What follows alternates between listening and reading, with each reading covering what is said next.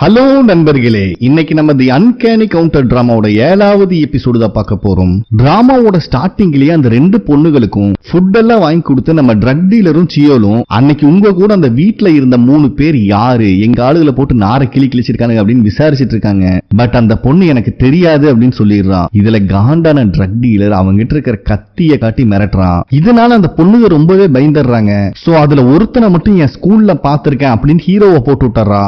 Next சீன்லயே Zengi யார்ட்ல தான் காட்டுறாங்க. நம்ம கேப் மண்டையும் ஒரு காரை கிரஷ் பண்ண போறான். அப்ப இதுக்கு முன்னாடி அவங்க அப்பா அவனை கொலை பண்ண வந்ததும் இவன் பவரை யூஸ் பண்ணி அவரை தானா சூசைட் பண்ண வச்சதுதான் ஞாபகத்துக்கு வருது. அதை நினைச்சு பார்த்துட்டே இந்த காரை கிராஷ் பண்றான். இப்பதான் நம்மளுக்கே காட்டுறாங்க செத்து போன இவங்க அப்பா உள்ள வச்சுதான் காரை மொத்தமா நசுக்கிட்டு இருக்கான். அதுக்கப்புறம் அங்க இருக்கிற பணம் திங்ஸ் எல்லாம் பேக் பண்ணிட்டு கிளம்பலான்னு பார்க்கும்போது அவன் மொபைல டச் பண்ண உடனே அந்த ஆக்சிடென்ட் ஆன இடத்துக்கு ஹீரோவும் ஹீரோயினும் டெலிபோர்ட் ஆகி வந்ததும் ஹீரோயின் இவனை பார்த்து இவன் தான் சியோல கொன்னான்னு சொன்னது இவன் ஞாபகத்துக்கு வருது. சோ இவனும் டெலிபோர்ட் ஆகி அங்க வந்துடுறான். ஹீரோயினை பயமுடுத்தலான்னு பார்த்தா ஹீரோ உள்ள வந்து சண்டை போட ஆரம்பிச்சாரா. ரெண்டு பேத்துக்குள்ளேயும் சண்டை ஸ்டார்ட் ஆகுது. ஹீரோயினும் தடுக்கலான்னு பார்த்தா ரெண்டு பேர் ஒரு செகண்ட் டெலிபோர்ட் ஆகி பிரசன்ட்க்கு வந்துடுறாங்க.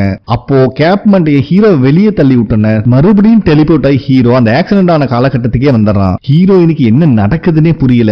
ஏற்கனவே காட்டு வெறியில இருக்கான் கேப் மண்டையன். சோ மொபைல் யூஸ் பண்ணி அவனும் மறுபடியும் டெலிபோர்ட் ஆகி அங்க வரான். இவனுக்கு ரெண்டு பேர் சண்டை போட்டுட்டு இருக்கும் போது அந்த ஆக்சிடென்ட் பண்ண ட்ரக்கை யாரோ ஸ்டார்ட் பண்றாங்க. யாருன்னு பார்த்தா அதே கேப் மண்டையன் தான். சோ இப்பதான் ஹீரோயினுக்கே புரியுது அந்த ட்ரக்ல இருக்கிறவன் தான் ஆக்சிடென்ட் பண்ணவன். இப்போ ஹீரோ கூட சண்டை போட்டுட்டு இருக்கிறவன் இவங்களை மாதிரியே பிரசன்ட்ல இருந்து டெலிபோர்ட் ஆகி வந்தவன்.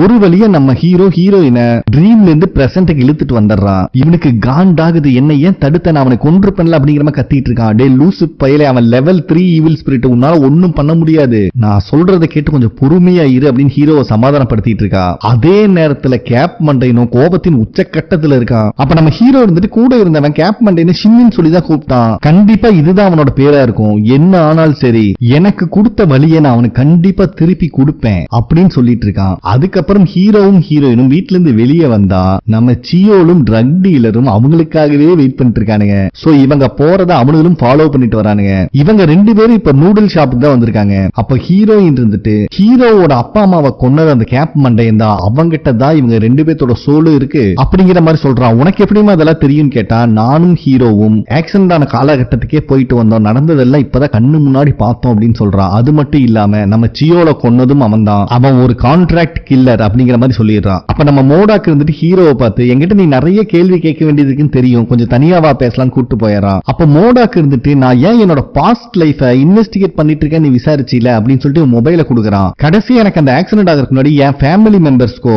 இல்ல ஃப்ரெண்ட்ஸ்க்கோ கால் பண்ணல, உங்க அப்பாவுக்கு தான் கால் பண்ணிருக்கேன். சோ கண்டிப்பா உங்க அப்பா எனக்கு ரொம்ப நம்பிக்கையான ஆளா இருந்திருக்கணும் அப்படிங்கிற மாதிரி சொல்றான். அப்ப நம்ம ஹீரோ இருந்துட்டு அந்த ஆக்சிடென்ட் நடக்கிறதுக்கு முன்னாடி எலெக்ஷன் ரிசல்ட் ரேடியோல பிளே ஆயிட்டு இருந்துச்சு. ஷின் மியாங் தான் மேயரா செலக்ட் ஆயிருக்குன்னு தெரிஞ்சோடனே ரேடியோ ஆஃப் பண்ணிட்டாரு. அது மட்டும் இல்லாம அம்மா கிட்ட இந்த பிரச்சனை கடைசி வரைக்கும் நான் போய் பார்க்க போறேன் அப்படிங்கிற மாதிரி சொல்லியிருக்காரு. இதை இப்ப மோடா கிட்ட சொன்னோன்னதான் மோடாக்கே ஒரு விஷயம் ஞாபகத்துக்கு வருது. அப்ப அவன் அந்த எலெக்ஷன் கேம்பெயின்ல நடந்த போட்டோஸ் எல்லாம் எடுத்து வெளியே வைக்கிறான். இது கடைசியா சேர்மன் வீட்ல இருந்து லேடி டிடெக்டிவ் கிடைச்சிருக்கும். சோ இந்த எலெக்ஷன் கேம்பெயின்ல தான் அந்த செத்து போன நிம்முங்கிற பொண்ணு இருக்கா. அது மட்டும் இல்லாம இப்ப கடைசியா மர்டரான சேர்மேனும் இருக்காரு. சோ இவங்க ரெண்டு பேர்த்தையும் கொன்னது ஒரே ஆள் தான் அப்படின்னு சொல்லிட்டு, உனக்கு ஞாபகம் இருக்கா ஒரு நாள் ஒரு ஃபுட் பிரிண்ட் நம்ம தேடிட்டு இருந்தோம் அப்படின்னு சொல்றான். அப்பதான் ஹீரோக்கும் ஞாபகம் வருது. அதுக்குள்ளேயும் மாவோக்கி ஹீரோயின் அங்க வந்துடுறாங்க.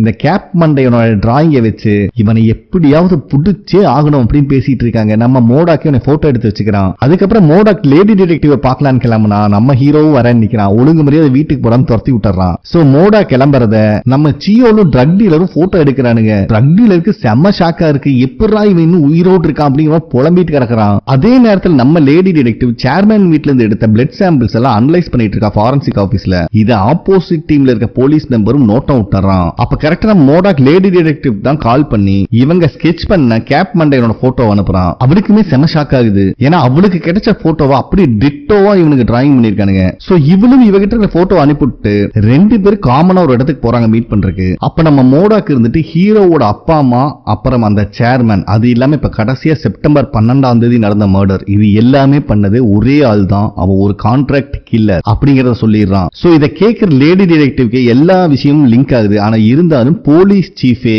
இந்த அத்தனை கேஸையும் கவர் அப் பண்றான் அப்படிங்கிற மாதிரி சொல்றான். சோ போலீஸை நம்பி பிரயோஜனம் இல்லை, இந்த மர்டர் பண்ணவன புடிச்சே ஆனும் அப்படின்னு சொல்லிட்டு இருக்கான். அதுக்கு லேடி டிடெக்டிவ் இருந்துட்டு நான் இந்த கேஸ்ல வேற ஏதாவது லீட் கிடைச்சா உனக்கு கால் பண்றேன் அப்படின்னு சொல்லிட்டு கிளம்பிடுறா. அதே நேரத்தில் நம்ம ஹீரோ நடந்த விஷயத்தை யோசிச்சு பார்த்துட்டு இருக்கான். அப்ப ஹீரோயின் இருந்துட்டு சண்டை போட்டுட்டே இருக்கும்போது நீங்க 2 பேருமே அந்த இடத்துல இருந்து மறைஞ்சு போயிட்டீங்கடா, எங்க போனீங்க ஞாபகம் இருக்கான்னு கேட்டா இவங்க சுத்தமா ஞாபகம் இல்ல. பட் திருப்பி நீங்க அந்த இடத்துக்கு வரும்போது உங்க கண்ணத்துல இந்த காயம் இருக்கு அப்படின்னு சொல்றா. சோ இப்பதான் இவங்க நடந்த விஷயத்தை யோசிச்சு பாக்குறான். ஆக்சுவலா ஆக்சிடென்ட் ஆன ஸ்பாட்ல இருக்கும்போது நைட் டைம்ல தான் இருந்திருப்பாங்க. அப்ப வேற லொகேஷனுக்கு ரீலோகேட் ஆகும்போது பகல்ல இருந்திருக்கும். அது மட்டும் இல்லாம நிறைய மிஷின் ஓடுற மாதிரி சத்தம் கேட்டிருக்கும். ஒரு வழியா இவன் இருந்த இடம் ஒரு ஜங்க் யார்டு அப்படிங்கறத கண்டுபிடிச்சான். சோ மோடாக்கும் இந்த விஷயத்தை லேடி டிடெக்டிவ் கால் பண்ணி சொல்லி அந்த ஜங்க் யார்டுக்கு வர சொல்றான். எல்லாருமே அந்த ஜங்க் யார்டுக்கு வந்துடுறாங்க. இவங்க எல்லாத்தையும் பாக்குற லேடி டிடெக்டிவ்க்கு செம ஷாக் ஆகுது. யாரா இவங்க ஸ்கூல் பையனை எல்லாம் கூப்பிட்டு வந்திருக்கா அப்படிங்கிற மாதிரி பேசிட்டு இருக்கா. பட் அதை யாருமே மதிக்காம எல்லாம் சர்ச் பண்ண போயிடுறாங்க. அப்பதான் மோடாக் சொல்றான் இவங்க எல்லாருமே என் கூட நூடுல் ஷாப்ல வேலை செய்யறவங்க அப்படின்னு. அது மட்டும் இல்லாம ஹீரோவை காமிச்சு அந்த ஆக்சிடென்ட்ல இறந்த போலீஸ் ஆபீசர் பையன் தான் இவன் அப்படிங்கிற மாதிரி சொல்றான். இவங்களும் அந்த ஜங்க் யார்டு ஃபுல்லா தேடிட்டு இருக்காங்க.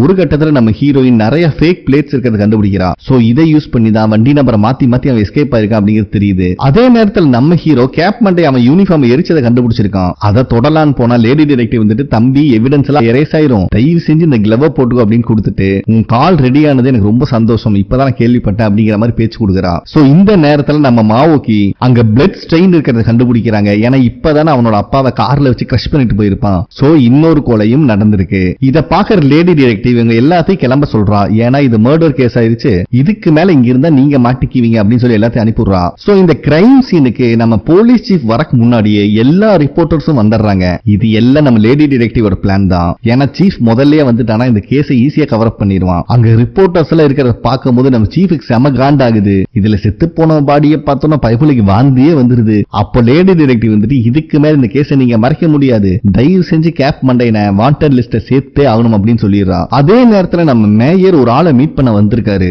அப்ப அந்த பர்சன் இருந்துட்டு நம்ம மேயரை பிரசிடென்சியல் எலெக்ஷன் வரப்போகுது, அதனால பிரசிடென்டா போட்டி போட சொல்றாரு, இவர் சப்போர்ட் பண்றேன் அப்படிங்கிற மாதிரி. இத கேட்கிற மேயருக்கு செம சந்தோஷமாயிருது. அந்த சமயத்துல சீஃப் மெசேஜ் பண்றாரு, இந்த மாதிரி ஜங்க் யார்ட்ல கேஸ் பெரிய பிரச்சனையாயி போச்சு, கேப் மண்டையனை வாண்டட் லிஸ்ட்ல சேர்த்தே ஆகணும், சோ கூடிய சீக்கிரம் சேர்த்துருவோம் அப்படிங்கிற மாதிரி மெசேஜ் வருது. ஆனாலும் நம்ம மேயர் அந்த மெசேஜ் பத்தி எதுவும் ரியாக்ட் பண்ணல. அதே நேரத்துல நம்ம கேப் மண்டையன் அவனோட வண்டிக்கு நம்பர் பிளேட்டை சேஞ்ச் பண்ணிட்டு இருக்கான். அப்ப அங்க வர வயசான ஒருத்தர் என்னப்பா பண்றேன்னு மட்டும் தான் கேட்டிருப்பாரு. நெக்ஸ்ட் சீன்லயே கை ஃபுல்லா ரத்தக்கரையோட வண்டி ஓட்டிட்டு இருக்கான். சோ வயசானவனு கூட பார்க்காம வெச்சு செஞ்சு விட்டுருக்கான் நம்ம கேப் மண்டையன். நெக்ஸ்ட் சீன்லயே ஒரு புது கேரக்டரை போலீஸ் ஸ்டேஷன் இன்வெஸ்டிகேட் பண்ணிட்டு இருக்காங்க. இவர் நேம் சாங், டாஜியான் கன்ஸ்ட்ரக்ஷன் கம்பெனியோட சிஇஓ. பைபிள்ல போலீஸ்காரர்கிட்ட கொஞ்சம் திமிராவே பேசிட்டு இருக்காரு. அப்ப சாங் வந்து நான் எப்ப ரெஸ்ட் ரூம் போனேன்னு எனக்கு தெரியாது, என்னோட எம்ப்ளாயி நான் கொலை பண்ணல அப்படிங்கிற மாதிரி சொல்லி பொங்கிட்டு இருக்காரு. அப்ப அவர் கிட்ட இருக்கிற அவரோட லாயர், சார் நான் பேசிக்கிறேன் நீங்க அமைதியா இருக்குன்னு சொல்லிட்டு அவர் பேசிட்டு இருக்காரு. நெக்ஸ்ட் சீன்லயே நூடுல் ஷாப்ல தான் காட்டுறாங்க. நம்ம ஆளுங்க நல்ல புள்ள மாதிரி வேலை செஞ்சுட்டு இருக்கும் போது சொந்த எம்ப்ளாயே கொன்ன கேஸுக்காக இந்த சாங் அரெஸ்ட் பண்ணிட்டாங்க அப்படிங்கிற நியூஸ் பிளே ஆயிட்டு இருக்கு. அப்ப இந்த சாங் இருந்துட்டு ரிப்போர்ட்டர்ஸ் கிட்ட நான் ஒரு இன்னசென்ட், வேணும்ட்டே என் மேல கேஸ் திணிக்க பாக்குறாங்க அப்படி இப்படின்னு பில்டப் போட்டுட்டு இருக்கான். அப்ப அவன் மேல ஒரு கல்லு வந்து உழுகுது, என் பையனை ஏண்டா கொன்ன அப்படிங்கிற பெரியவரா வீசி இருக்காரு. இதுல இந்த சாங் கொலகாண்டாய் குதிச்சிட்டு கிடக்குறான். சோ இவனை பாக்குற ஹீரோயினும் ரொம்பவே காண்டாகிறான். அப்ப நம்மளுக்கு ஒரு பிளாஷ்பேக் காட்டுறாங்க. இந்த சாங் வேற யாரு இல்ல, நம்ம ஹீரோயினோட அங்கிள் தான். அப்ப இந்த சாங் இருந்துட்டு நம்ம ஹீரோயின் கிட்ட, நீ தப்பா நினைக்காதமா, உங்க அப்பானால இந்த கம்பெனியை ரன் பண்ண முடியல, அந்த திறமை உங்க அப்பாக்கு இல்லாதனாலதான் நான் இந்த கம்பெனியை எடுத்துக்கிட்டேன் அப்படின்னு திமிரா பேசிட்டு இருக்கான். ஆனாலும் நம்ம ஹீரோயின் இருந்துட்டு நான் அதை பத்தி பேச வரல, எனக்கு கொஞ்சம் அமௌண்ட் கடனா கொடுங்க அப்படின்னு சொல்லி அவன்கிட்ட கடனையும் வாங்கிட்டு வரா. அவளுக்கு மனசே இல்ல பாவம். சோ ஹீரோயினோட அப்பாவை ஏமாத்தி அந்த கம்பெனியை புடுங்கினதே இவன் தான். சோ அந்த விஷயத்தை நினைச்சு பார்த்து ஹீரோயின் கொலகாண்ட் ஆயிட்டு இருக்கா. இதை ஹீரோவும் மாவோக்கியும் நோட் பண்றாங்க. நெக்ஸ்ட் சீன்லயே அந்த சாங் அவனோட எம்ப்ளாயி பிடிச்சி அடி அடி நடிச்சிட்டு இருக்கான். நான் கொலை பண்ணது நீ எப்படா பார்த்த அப்படிங்கிற மாதிரி. சோ அந்த அடி வாங்கின எம்ப்ளாயும் போலீஸ்காரங்கிட்ட பேசின விஷயத்தை காட்டுறாங்க.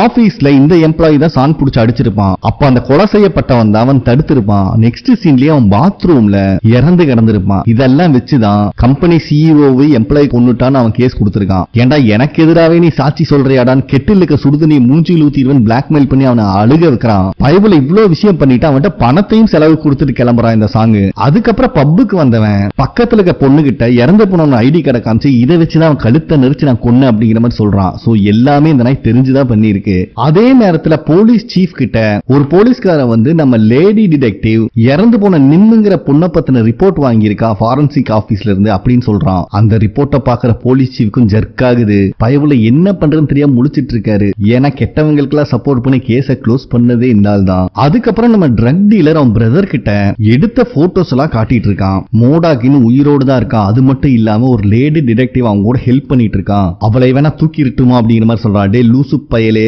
போலீஸ் மேல கைய வைக்காத, அப்புறம் இந்த சீஃபே நம்மளுக்கு ஆப்போசிட் ஆயிருவான். நீ ஃபர்ஸ்ட் மோடாக்க தூக்கிட்டு வா, என் கையாலேயே அவனை அவனை கொல்லணும் அப்படிங்கிற மாதிரி பிரதர்காரன் சொல்றான். அது மட்டும் இல்லாம அந்த லேக் விஷயம் வெளியே தெரியவே கூடாது, ஏன்னா நம்மால் பிரசிடென்ட் எலெக்ஷனுக்கு போட்டி போட போறாரு அப்படிங்கிற விஷயத்த சொல்றான். இதை கேட்கிற ட்ரக் டீலருக்கு செம்ம சந்தோஷமாயிருது. ஏன்னா மேயர் பிரசிடென்ட் ஆயிட்டாருன்னா அப்புறம் இவனுக்கு கண்ட்ரோல்ல தான் எல்லாமே இருக்கும். அதே நேரத்தில் நூடுல் ஷாப்ல நம்ம ஜாங்கு இவனுல பத்தி ஃபுல் டீடைல் கலெக்ட் பண்ணிட்டு சொல்லிட்டு இருக்காரு. அதாவது இந்த ட்ரக் டீலரும் பிரதர்காரனும் சின்ன வயசுல அப்பா அம்மாவை இழந்தவனுங்க, ரொம்ப மோசமான சரௌண்டிங்ல தான் வாழ்ந்திருக்கானுங்க அப்படின்னு சொல்லிட்டு இருக்கும்போது மாவோக்கி பிரதர்காரனோட ரிப்போர்ட்டை பார்த்து ஷாக் ஆகுறாங்க. ஏன்னா அவன் மேல 11 கேஸ் இருந்திருக்கு. அப்படி இருந்தவன் எப்பரா டெய்சன் குரூப்ல எக்ஸிகியூட்டிவ் ஆயிருமா அப்படின்னு யோசிச்சுட்டு இருக்காங்க. அப்பதான் நம்ம ஜாங் இருந்துட்டு ஒரு போட்டோ எடுத்து காட்டுறாரு. அவன் பேர் சோ டெய்சன். இவனும் மிகப்பெரிய ட்ரக் டீலரா இருந்தவன் தான். பட் இதுல ஆச்சரியமான விஷயம் என்னன்னா, சடனா இவன் மேலையும் மத்தவங்க மேலையும் இருக்கிற கேஸ் எல்லாமே மறைக்கப்பட்டிருக்கு. அதுக்கப்புறம் தான் சோ டைசன்கிறவன் கன்ஸ்ட்ரக்ஷன் கம்பெனியை இவன் கண்ட்ரோலுக்கு எடுத்திருக்கான். சோ வெளி உலகத்தை பொறுத்த வரைக்கும் இவனுக்கு எல்லாம் ஒரு பிசினஸ் மேன். இது எல்லாத்துலயும் ஆச்சரியப்படுற விஷயம் என்னன்னா, சிட்டியோட ரீடெவலப்மெண்ட் பிளான் வந்ததுக்கு அப்புறம் இவனுக்கு எல்லாம் ஒண்ணு சேர்ந்திருக்கானுங்க அப்படிங்கிற மாதிரி சொல்றாங்க. சோ இதுக்கு பின்னாடி இருக்கிறது நம்ம மேயர். சோ நம்ம கண்ணு முன்னாடி தெரிகிறது டைசன் குரூப் மட்டும்தான், மறைமுகமா 11 கம்பெனியை ரன் பண்ணிட்டு இருக்கானுங்க. சோ அப்பதான் நம்ம ஹீரோயின் சொல்றா, 2014லயே இந்த கேஸ பத்தின ஒரு ஆர்டிகல் வந்திருக்கு, டைசன் குரூப் எங்கிருந்து மணி எல்லாம் வருதுன்னு. பட் ரொம்ப குயிக்காவே அந்த விஷயத்தை டெலீட் பண்ணிருக்காங்க அப்படின்னு சொல்றான். சோ இவனுக்கு எல்லாத்துக்குமே இந்த ப்ராசிக்யூட்டரும் சப்போர்ட் தான் அப்படின்னு சொல்றான். ஏன்னா இப்ப ரீசெண்டா கேஸ்ல மாட்டின மிஸ்டர் சாங் டேஜியான் கன்ஸ்ட்ரக்ஷன் கம்பெனியோட சிஇஓ, அவர் வேற யாரும் இல்ல, என்னோட அங்கிள் தான். இது எங்க அப்பாக்கு சொந்தமான கம்பெனி, அவரு புடுங்கிட்டாரு அப்படின்னு சொல்றான். சோ இவங்களுடைய ப்ராசஸ் கம்பெனிக்கு எங்கெல்லாம் வந்து மெட்டீரியல் ஃபண்ட் எல்லாம் சப்ளை ஆகுதோ அதெல்லாம் பிளாக் பண்ணுவானுங்க. அதுக்கப்புறம் இவனுங்களே கடன் கொடுக்கற மாதிரி கொடுத்துட்டு அந்த டேட் முடிஞ்சதுக்கு அப்புறம் அந்த சிஇஓவை ஃப்ராடுன்னு சொல்லி ஜெயில போட்டுறானுங்க. இப்போ அப்படிதான் ஹீரோயினோட அங்கிளும் மாட்டிருக்கா. இதை சொல்லிட்டே இருக்கும் போது நம்ம ட்ரக் டீலர் கும்பல் ஆஃப் குர்காஸை கூப்பிட்டுட்டு ரெஸ்டாரண்ட் முன்னாடி வந்து நிக்கிறான். இத பாக்குற எல்லாத்துக்கும் செம காண்டாகுது. அதுலயும் மோடாக்க குத்தனவன் இதில் தான் இருக்கான்னு தெரிஞ்சுன மாவக்கி கொலை காண்டாகிறாங்க. தம்பி உனக்கு எங்கெங்கெல்லாம் குத்தி இருக்கான் சொல்லு அப்படின்னு சொன்னா நம்ம மோடாக்கு இருந்துட்டு வயிறு நெஞ்சு கழுத்து முதுகுன்னு சொல்லிட்டு இருக்கா. ஒண்ணு போதும் போதும் லிஸ்ட் ரொம்ப பெருசா போயிட்டு இருக்கு, நான் பாத்துக்கிறேன் அப்படின்னு சொல்லிடுறாங்க. அதுக்கப்புறம் ட்ரக் டீலரை வச்சு செஞ்சிட்டு இருக்காங்க நம்ம மாவோக்கி. அந்த சமயத்துல சியோல் வேற ஒரு குட்டி கத்தியை தூக்கிட்டு வரான். பக்கத்துல இருக்கிற ஜாங் முறுக்கு மாதிரி நறுக்கு உடைச்சு போட்டுறாரு. இதுல எல்லாத்துக்கும் பதட்டம் ஆயிருது பாவம். ஆல்ரெடி கடுப்புல இந்த மோடாக்கு ட்ரக் டீலர் கையை உடைக்கலான்னு வரும்போது அதிசயமா நம்ம மோடாக்கும் விஷன் வருது. இதுக்கு முன்னாடி ட்ரக் டீலரும் பிரதரும் பேசிட்டு இருந்தது அப்படியே அவனுக்கு தெரியுது. சோ மேயர் பிரசிடென்ட் எலெக்ஷனுக்கு போட்டி போட போறான் அப்படிங்கிறது இவருக்கு தெரிஞ்சிருது. சரி இவனுல அடிச்சு என்ன பண்றது, போய் தொலைங்கடா அப்படின்னு தூக்கி வீசிடுறாரு. ஆனா இவனுக்கு சும்மா இருப்பானுங்களா, மகனுங்களா இங்கேயே இருங்கடா, ஆளை கூப்பிட்டு வரண்டா அப்படிங்கிற மாதிரி சொல்லிட்டு போறானுங்க. கார்ல வந்து ஏறினவன் சியோல புடிச்சு நொங்கு நொங்கு நொங்கிட்டு இருக்கான். ஏண்டா ஒரு அப்பாவி பையனோட கையை உடைச்சிட்டு இருக்காங்க, எல்லாம் நின்று வேடிக்கை பார்த்துட்டு இருக்கீங்களாடா அப்படின்னு கத்திட்டு இருக்கான். நம்ம சியோல் இருந்துட்டு, பாஸ் நீங்க வேற, ஒருத்தன் கத்தியவே முறுக்கு மாதிரி நொறுக்குன்னு உடைச்சு போட்டாங்கிற சாக்கில நான் இருந்தேன், இதெல்லாம் புரியாம நீங்க என்ன வேற அடிச்சிட்டு இருக்கீங்க அப்படின்னு புலம்பிட்டே ஓடிடுறானுங்க அங்க இருந்து. அதுக்கப்புறம் இவங்க எல்லாம் உட்காந்து பேசிட்டு இருக்கும் போதுதான் மோடாக் சொல்றான், ஏன்னா அவனுக்கு வந்த விஷன்ல ட்ரக் டீலரும் பிரதரும் என்ன ஆனாலும் அந்த லேக்கோட விஷயம் வெளியே வரக்கூடாதுன்னு சொல்லியிருப்பானுங்க. சோ அப்படி லேக்ல என்னதான் நடந்திருக்கு, பக்கத்துல என்ன லேக் இருக்கு அப்படின்னு யோசிச்சுட்டு இருக்காங்க. அப்பதான் நம்ம ஹீரோக்கு ஒரு விஷயம் ஞாபகத்துக்கு வருது.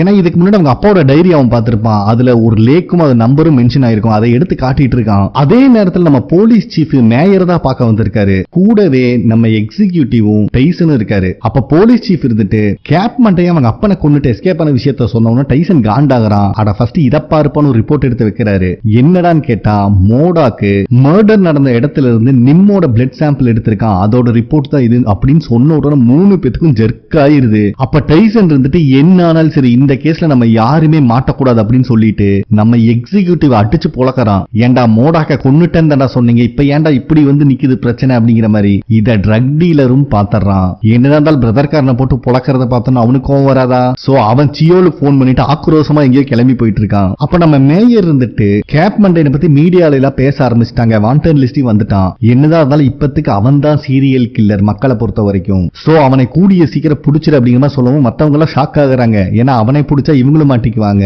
ஆனா அவனை உயிரோட பிடிக்க கூடாது அப்படிங்கிற மாதிரி சொல்லிடுறாரு. போலீஸ் சீஃபும் இதுக்கு ஒத்துக்கிறான். அதே நேரத்தில் நம்ம லேடி டிடெக்டிவ் நடந்த மர்டர்லாம் எடுத்து வச்சு லிங்க் பண்ணிட்டு இருக்கா. எதுக்கு இந்த கேப் மண்டை இவங்களை கொலை பண்ணணும், யாருதான் இவங்களை கொலை பண்ண சொல்லியிருப்பாங்க அப்படின்னு யோசிச்சு பார்த்துட்டு இருக்கா. நெக்ஸ்ட் சீன்ல நமக்கு ஒரு டிபார்ட்மெண்ட் ஸ்டோர் தான் காட்டுறாங்க.